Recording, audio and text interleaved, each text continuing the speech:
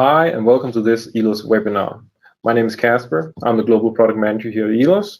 Today, we're going to be talking about using open digital libraries, and I'm here today with my good colleague, Ralph. Thank you, Kasper. My name is Ralph. I'm a master dental technician, made my education in 1999 in Germany. I'm responsible for the German market, and I have, since many years, a deep insight in the dental industry, but also built my own lab. So let's start with the webinar. Great. And just a short introduction to the ELOS MedTech group. ELOS MedTech is a contract manufacturer within the medtech industry. Currently, we have 5 production facilities on 3 different continents. We are serving 3 different markets: dental, orthopedic, and life science. Whereas the dental business unit is based out of Denmark. We are currently having above 600 employees worldwide. Okay, I think today, as a lab owner or dental technician, it's more and more important to have an open digital workflow, because today you are maybe stuck in a CAD/CAM environment, but you get your files, your information from different resources, and so it's very important to have this. Exactly, I agree. And that's why the philosophy for ELOS has always been to have an open digital workflow. We have our free libraries. It always exports the correct connections. There's no dummy interfaces.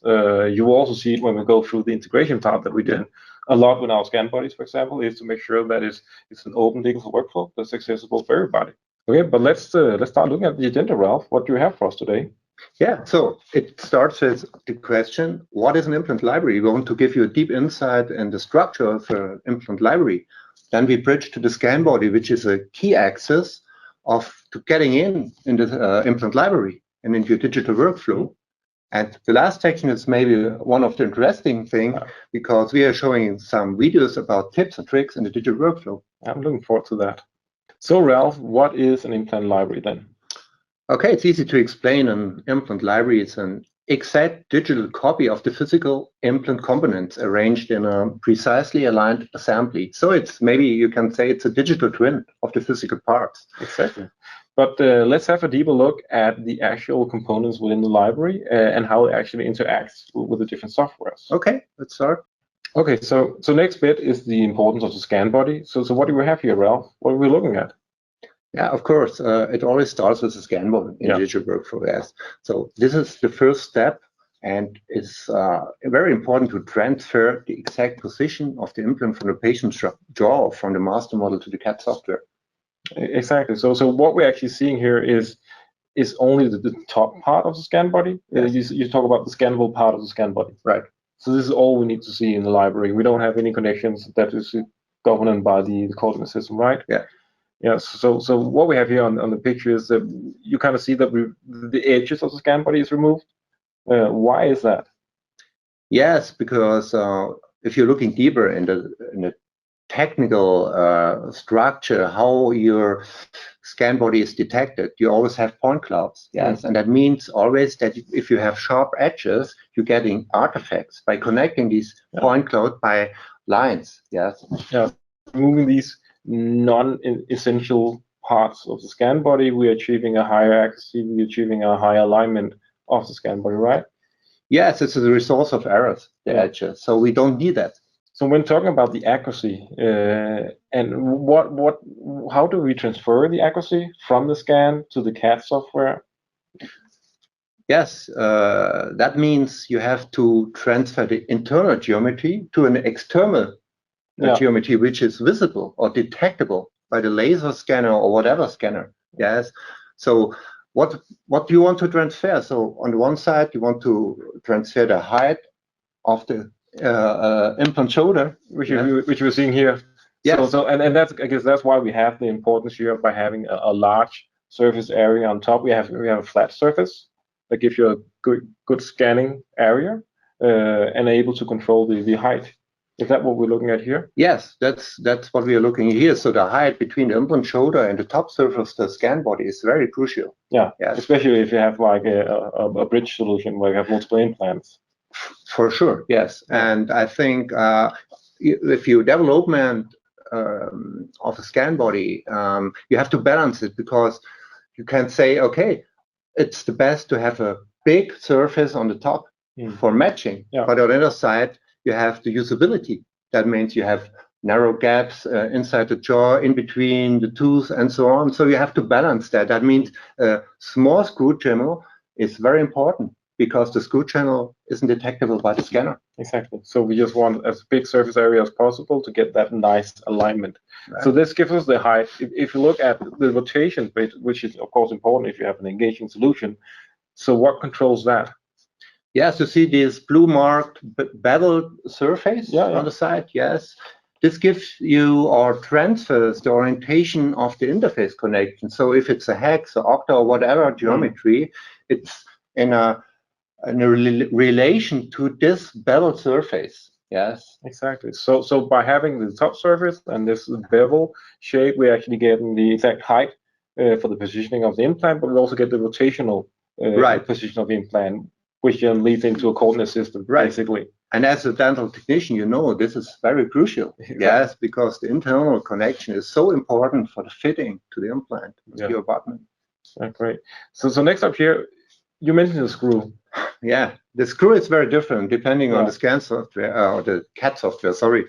So sometimes it's just a nice to have feature, like in Exocad, because it's just for visualization. Because when you're going digital, you don't have to fix anything with the screw. No, of course. Yes, but there are also other reasons for the screw, especially in 3-shape, because the screw diameter of the head generates the screw channel in your of your abutment later. Yeah, so this is an important part, but not for all the CAD software. No, it's different. That's right. That's right. Yeah. Exactly. So exactly for this type of screw. So the screw head in 3-shape would actually generate both the seating surface, but also the screw channel. Yeah. So when you are going direct to the implant without an abutment in between, then you need the layer for the screw head, and this is also generated by the screw head. Especially when you're talking about 3-shape CAD software. Exactly, and that's why we're going back to the OpenDig's workflow. Here at ELOS, we always use the real files. So what you see in the library is actually the real screw. In this case, I think we're looking at a CC platform from Nobel, but it actually has the genuine screw seating connection. It's not an ELOS mock-up screw you're seeing. You're actually seeing the real screw connection within the library. I think this is an important point as well. This is an important point, especially when you are not so comfortable with the digital workflow. So it's nice to see the analog parts to go into the digital workflow. Yes. So you can actually match your hardware part with the right. It gives you a better idea of construction and so on, I think. Absolutely. So we still need some kind of prosthetics. We need an abutment, right? Right. So this must be the important part of the restoration, because we need the prosthetic. Yes, you might think so. Yeah. Yes, because for sure, physically, it's a very important part. Yes, because we are talking about quality, about fitting, everything. But in a library, it's not important. Yes, it's just a nice to have feature to see what you are doing. Yes, but it's not important for creating your abutment. This will be shown in another slide, the next slide. Okay, so here we have the important part, I guess. What do you call this? What do we have here? Yes, we call it the base file or the connection geometry. Yeah. So it's not a physical part, but it's a very important part because it generates the inner geometry of your designed abutment. Okay, so this means this is actually where you see the library in function, where you have the library part that is kind of merged with the anatomical design that you're doing in the CAD software. Yes, and therefore it's very important, and its correct alignment to the scan body is very crucial for the process. So if you're looking at a normal crown where you can actually you can influence the cement gap here and say, well, I want this kind of fit, my doctor wants this kind of fit. So here you're actually having a library file that you can't influence. So the actual cement gap, where does that come from? Yeah, let's go to the next sheet. So as you can see here, it's a section view, and you can see that the base file has a predefined offset around the titanium base, but it's not the same in all sections of the titanium base. So for example, in the protection zone for the rotation, it's very, very tight. Yes, or also it goes to the margin area around to maybe 0 microns. Yes. Yeah, so here we actually see the core of the library. In this case, we're talking about a type-based solution. where we have the cement gap fit organized into the base file of the connection geometry that you talked about, governing the exact cement space needed between the tie base and the mill restoration. I know here in the EDOS libraries, we have a preset of the cement gap, which is actually around 60 microns, because we want to take into account that you also have some small tolerances when you're milling. We did the study on the bonding, where you see, well, at which layer of cement gap you actually have the strongest bonding effect. So this is where we actually control it. This comes from the core of the library. Right, and you might thinking, why is the quality of this fitting area sometimes so different in my lab? Yes. So the reason could be you have a lot of dependencies in your workflow. That means you have different toolware, or you have different machines with different accuracy. You have different milling strategies, and for sure you have the human factor, which means you have different methods of brushing out the zirconia abutment after milling before sintering.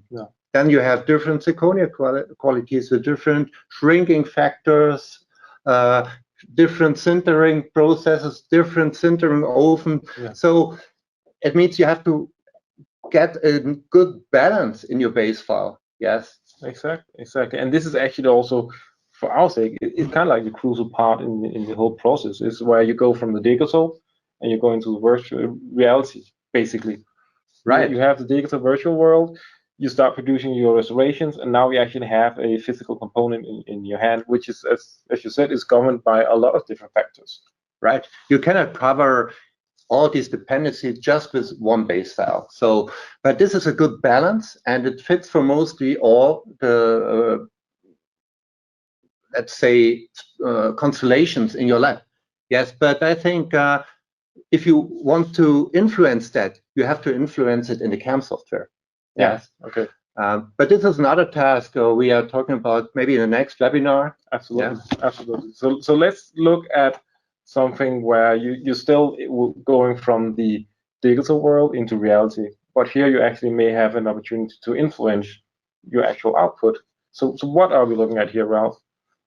Yes, you see on the sheet is transparent blue geometry. Around the analog. Yes, it covers it like a shell. Yes, this is the placeholder file. It's, so to say, it generates the slot or the hole into the model for this digital implant analog. Yes. So you could actually say that this file kind of is the same as the base file for the tie base, whereas the tie base itself holds no significance.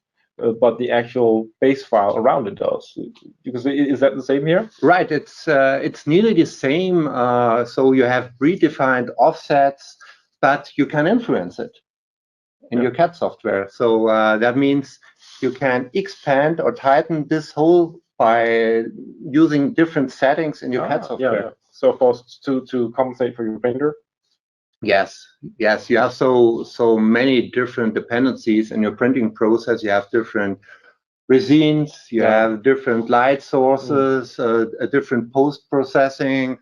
And again, the human factor, I guess, the overall maintenance of your printer will also interact with the accuracy of your print. Absolutely, yes, absolutely. Okay, Ralph, but let's look at the EDOS accurate scan body. So you're saying that the scan body is kind of like the crucial bit when we talk about a digital workflow. Is that right? This is absolutely right. It's the key element to get into open digital workflow. It transfers the implant position, as we learned in the section before. Yes. So especially today, in former times we had the desktop scanning mainly. Yes. Today we have always intraoral scanning. That means a significant change in requirements for scan body. Yes. In addition to the already mentioned technical requirements of the digital workflow in terms of precision and perfect transfer of the implant position. There are also higher requirements today regarding usability when using it in a patient's mouth. And cleanability. For sure. This is also an important point. Yeah, and looking at the EDOS accurate scan body, it's both for intraoral use and it's for desktop use or lab scanning. Sure. It's the same product. It can facilitate both workflows. And looking at this cross-section we have of the scan body, here you most definitely see the unique features of the scan body. As we mentioned earlier, when we talk about the scalability and the large surface area, we have what we call the unique small screw channel on top, which is suitable for the ELOS driver, of course, that fits all the scan bodies, but it also enables a large area, which is small hole.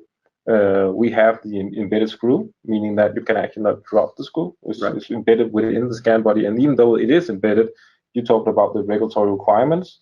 We have the cleanability. You can clean it. It's easy to clean. We have some features on the scan body saying, well, we have the color coding that matches the implant. So working in a clinical situation, it's easy to see where the scan body actually fits, which implant it fits.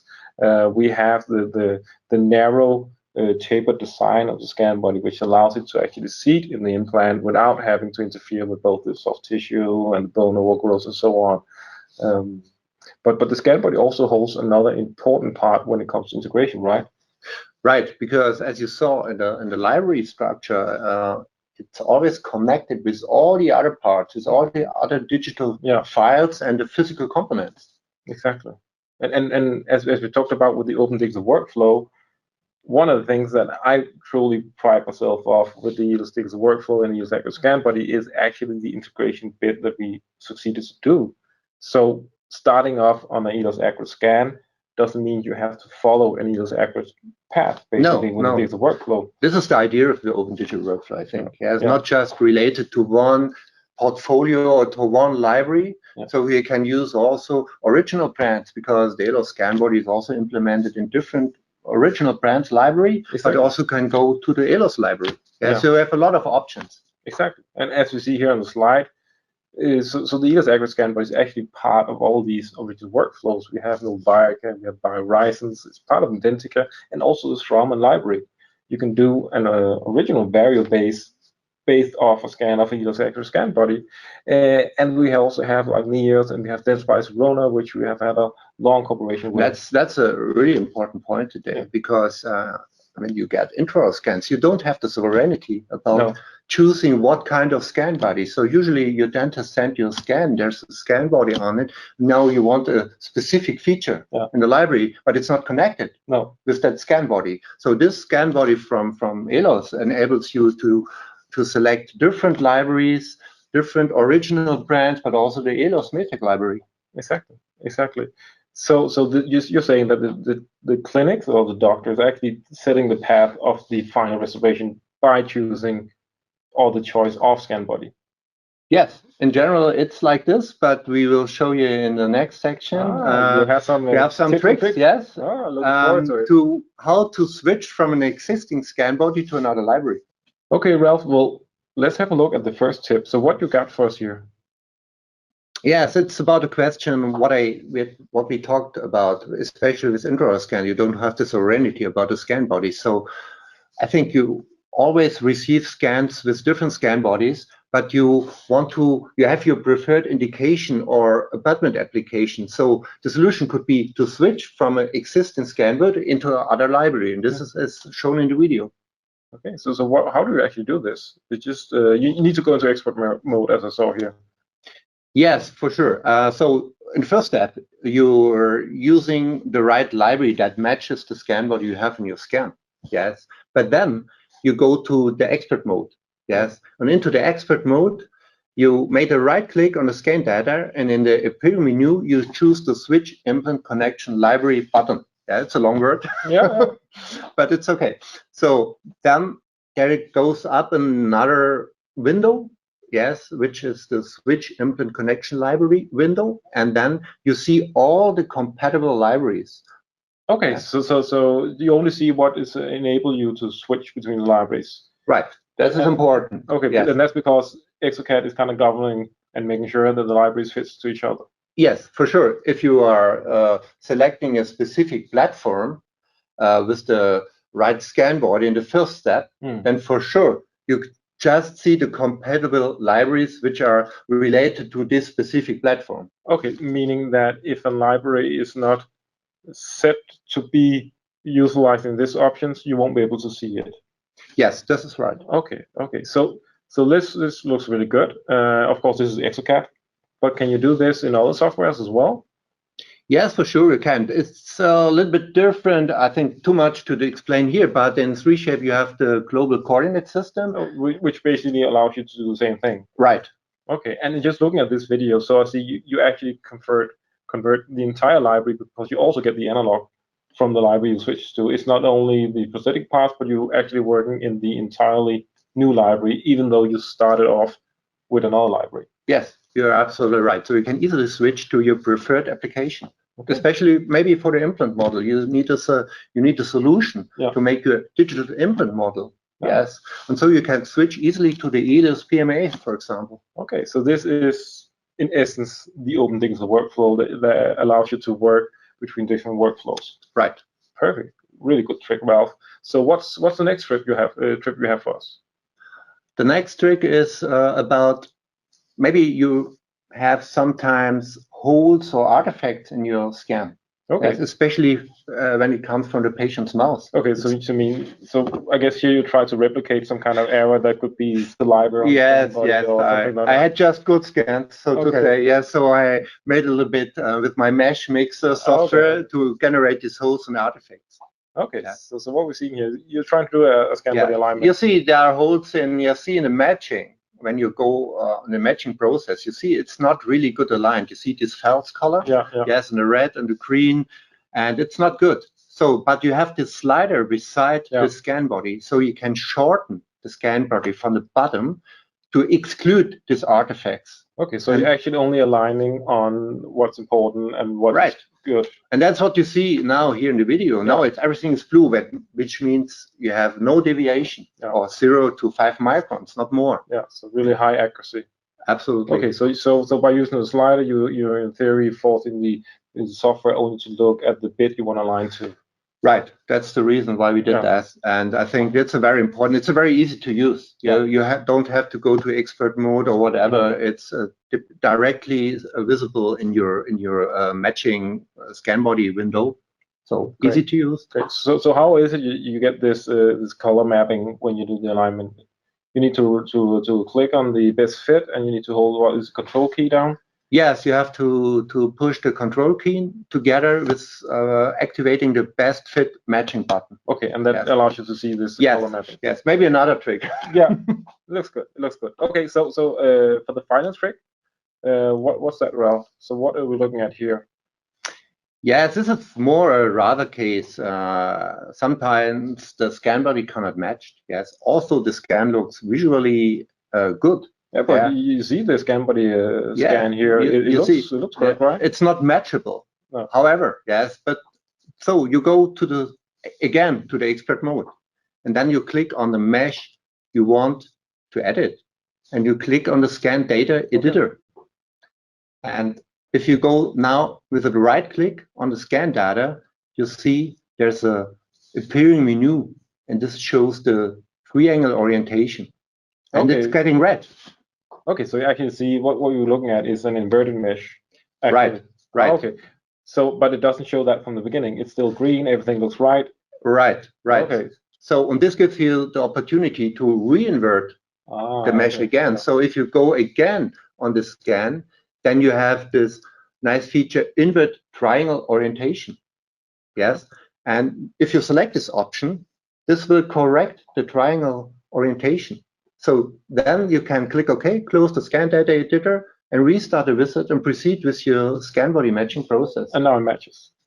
No, it matches. Okay, right. that was a really good trick. I've never seen that before, and I could certainly understand that this would be kind of annoying if you're trying to align a scan body and just like you can't really force it in place. But good trick. Really good trick. You're really getting crazy if you have this problem. Absolutely. I think that will help a lot of people. Yeah.